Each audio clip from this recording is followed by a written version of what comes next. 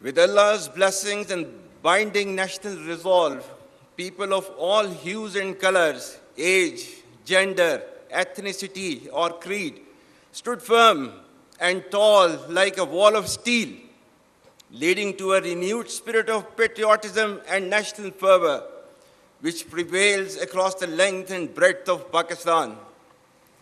Our collective success has re-energized and strengthened the proud and illustrious memories of our earlier successes. Pakistan once again came out victorious against a treacherous enemy marked by strategic blindness and naivety and filled with hubris and rhetoric about its misguided hegemonic ambitions. India's eagerness to adjudge culpability, evasion of neutral investigations, and staging self-created evidence was indicative of politicization of terrorism for vested interests of the ruling regime. Pakistan, on the other hand, gained deep respect and admiration of the people of Pakistan and international community because of the legitimacy and clear victory against a numerically superior adversary. Internally, it has further unified our nation and strengthened our resolve to defend against any threat, whether external or internal. It has reinforced the confidence, particularly amongst the youth, that the armed forces of Pakistan are an essential element of national power and trusted with the responsibility to protect the sovereignty and territorial integrity of the state. Let me assure the nation that with the help and mercies of Allah Almighty and support of people, we will not lose an inch of this sacred land. And from here on, you all shall be contributing to the same cause and great enterprise. I very proudly salute the valor of the people of Pakistan, every soldier, sailor, airman, the brave men, women, children, and elderly who laid their lives during these testing times, and to the Ghazis who fought with utmost conviction to defend the motherland at all cost.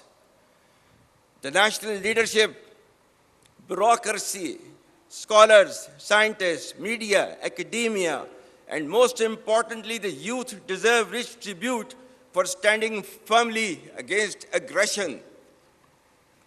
Our Shohda, who have sacrificed for the creation and later preservation of this great country, deserve highest recognition. We owe our deepest respect for the martyrs and their families, because of whom we enjoy freedom and independence. You are the heirs of martyrs. Live worthy of their memory. My dear cadets, you should all be absolutely proud of the fact that you are being commissioned in one of the finest armies across the world, which is second to none, respected by all and sundry. This demands your absolute loyalty to Pakistan, to the armed forces, and the sacred task being entrusted onto your shoulders. It warrants highest standards of courage, conviction, discipline, and professionalism.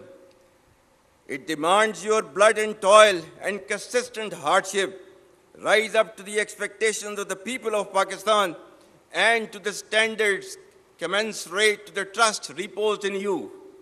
Remember, our enemies are hell-bent upon driving a wedge between our people and armed forces for their ulterior motives. Let me remind them that the bond between the people and armed forces is unshakable.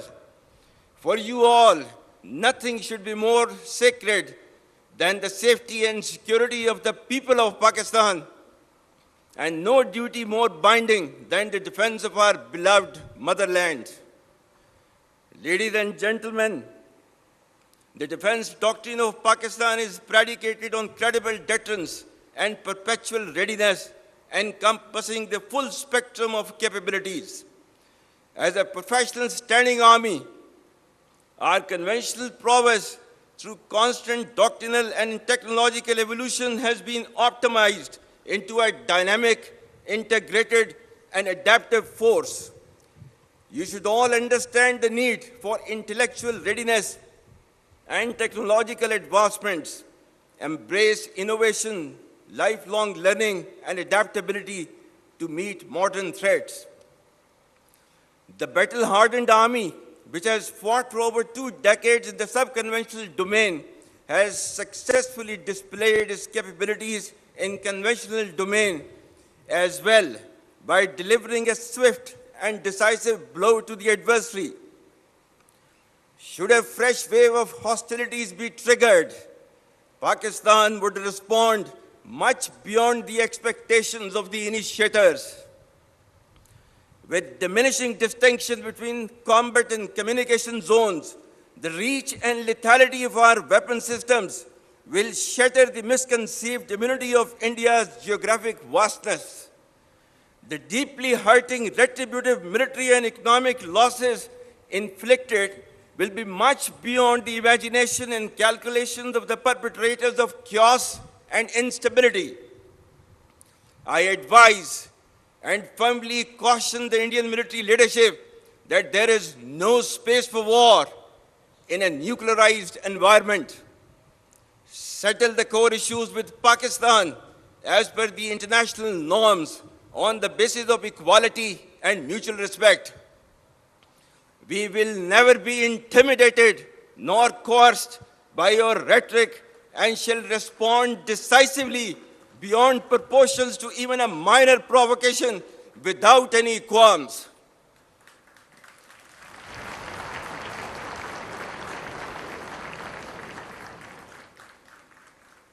The onus of ensuing escalation, one that may ultimately bear catastrophic consequences for the entire region and beyond, will squarely lie with India.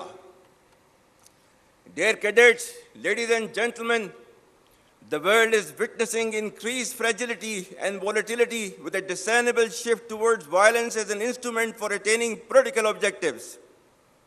Amidst the chaos, Pakistan has successfully emerged as a net regional stabilizer in our region. Our relations with key global and regional powers, particularly Muslim countries, have further strengthened. Pakistan has persistently proven to be a key contributor towards peace and stability in the region and beyond. Our armed forces contribute immensely to United Nations peacekeeping missions across the globe. The recent strategic mutual defense agreement with Kingdom of Saudi Arabia is a reinforcement and formalization of Pakistan-Saudi brotherhood and a step towards ensuring peace and stability in the Middle East and South Asia. For people and armed forces of Pakistan, it's a moment of unique pride to reaffirm our faithful commitment to defense of Haramain Sharifan, as eternalized by the sublime words of Allama Iqbal, "Ek ho Muslim, haram ki pasbani ke liye, नील के साहिल से लेकर ताबखा के Kashgar."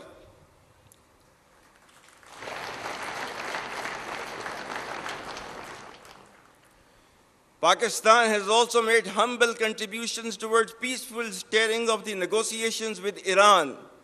Our relations with all other Muslim countries are thriving at an exponential pace. Most significantly, we stand proud of our historic and all-weather strategic cooperative partnership with People's Republic of China. Re-energization of strong and growing relations with the United States of America is an encouraging and welcome development. President Trump's personal efforts and strategic leadership to bring peace to multiple conflict-prone areas of the world are really praiseworthy. We will further nurture these relations with key global and regional players for the interest of peace, security, and development. Ladies and gentlemen, having failed in its belligerence against Pakistan in Operation Marka-e-Haq, India continues with state-sponsored terrorism as a preferred policy. Our adversaries' use of Fitna al-Hind and Fitna al-Khawarij as hired guns exposes its covering hypocritical and heinous face to the world. Equally disconcerting is the use of Afghan soil for terrorism in Pakistan. We urge the people of Afghanistan to choose mutual security over perpetual violence and progress over hardline obscurantism. Taliban regime must rein in the proxies who have sanctuaries in Afghanistan and are using Afghan soil to perpetrate heinous attacks inside Pakistan.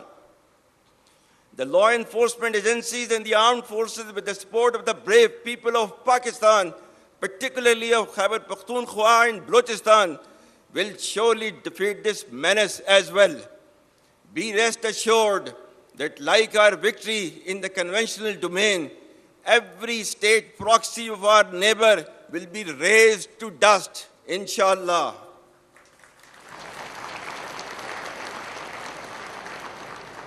Like we stood firm against a much larger adversary, we shall persevere and never bow before a handful of misguided terrorists having perverted interpretation of Islam. Rest assured that Pakistan is a peace-loving nation and shall ensure peace within and peace without.